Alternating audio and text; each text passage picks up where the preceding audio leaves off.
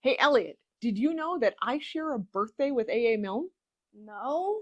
He's the author of the Winnie the Pooh books. Well, I didn't know that, but I love the Winnie the Pooh books. Did you know that Tigger is one of my favorite stuffies? I think I did know that. This is a snap review for Hundred Acre Wood Fluxx, a game for 1 to 6 players ages 8 and up.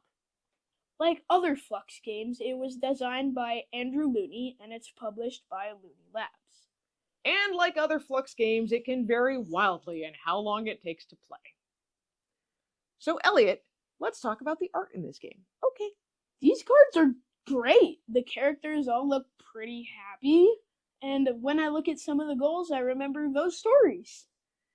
They remind me a lot of the old illustrations by E.H. Shepard, but they're actually done by a guy named Eric Street. I think they really capture the essence of classic Winnie the Pooh. You do need to know, this is not the Disney version of Pooh Bear and his friends. So let's talk about the mechanics. If you've ever played any of the Fluxx card games, you already know how to play this one. But if you haven't, here's a quick rundown. Fluxx is a game where the rules change as you play. On your turn, you'll be drawing at least one card and playing at least one card.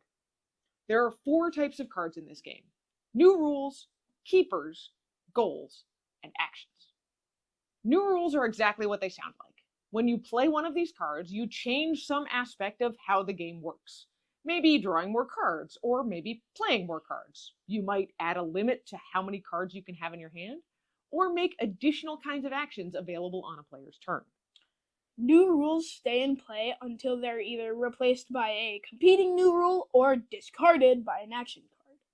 Action cards are one-time use. Play them and immediately do what they say. These often involve discarding rules or shuffling around cards and goals. There are a few particular to the world of Winnie the Pooh, like Let's pretend the Flood and Expedition to the North Pole.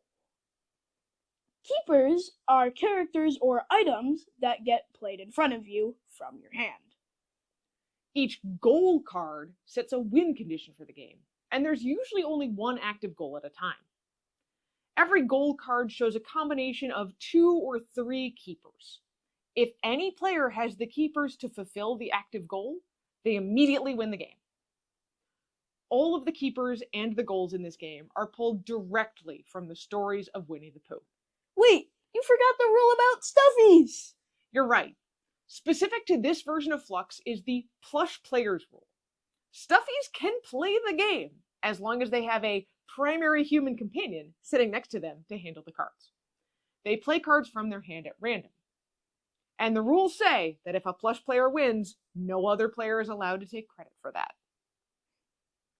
So Elliot, what did you expect from Hundred Acre Wood Fluxx?